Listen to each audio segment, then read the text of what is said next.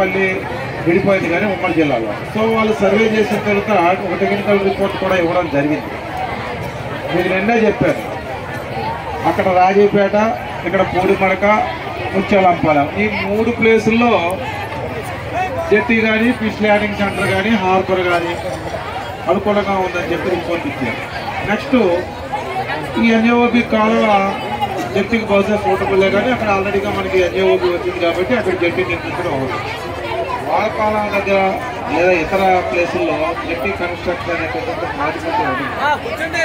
దానికి కొన్ని technical పారామీటర్లు, NEFT, దానికి కావాల్సినటువంటి కణాలు లేదా క్రీక్, ఇవన్నీ పారామీటర్స్ ఉంటాయి. సో దాన్ని బేస్ చేసి స్టడీ చేసిన ఇది జెట్టి గురించి వచ్చేటట్టు మిగతా ఇష్యూస్ మీరు ఏవైతే చెప్తారో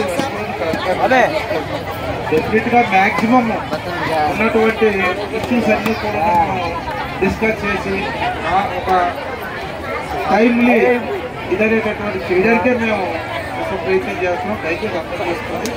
సో మీ అందరికి కూడాను మరొకసారి ధన్యవాదాలు తెలియజేసి ఇప్పుడే భోజనం కూడా మీకు లేట్ అయింది.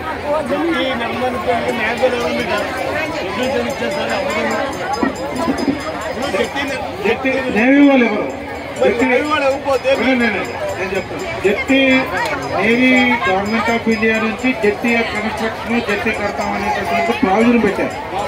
సో దాని మీద టెక్నికల్ సంస్థలు ఉంటాయి. జెట్టీస్, ఫిషింగ్ హార్బర్స్, సముద్రంలో కట్టేటటువంటి కొన్ని సంస్థ ఉంటుంది.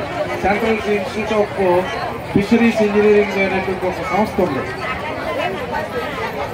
ఆ కోస్టల్ ఫిషరీస్ ఇంజనీరింగ్ ఇన్స్టిట్యూట్ వాళ్ళు వచ్చి చేశారు. బెంగళూరు వాళ్ళు చేసిన తర్వాత ఇంకో సంస్థ కూడా వ్యాప్కాస్ అని ఇంకో సంస్థ కూడా సర్వే చేయాలి. ఐఐటి చెన్నై వాళ్ళు కూడా రప్పించారు. సార్ ఒకసారి నేవీ వాళ్ళు అంత దూరంలో అవ్వదనేటప్పుడు మీకు రెగ్యులర్గా ఏమైనా ఇచ్చారా?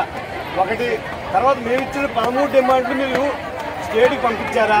మీరు పంపించేటట్టుగా మాకు ఏమైనా ఎవిడెన్స్ ఉంటే చూపించండి. వాళ్ళకి జెట్టి అవ్వదనేట్టుగా ఎవిడెన్స్ మీరు ఎవిడెన్స్ ఇవ్వండి.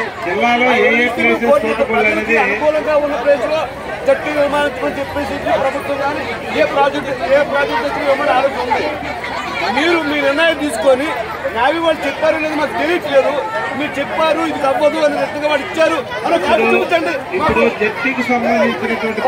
వాళ్ళు టెస్ట్ చేయాలి.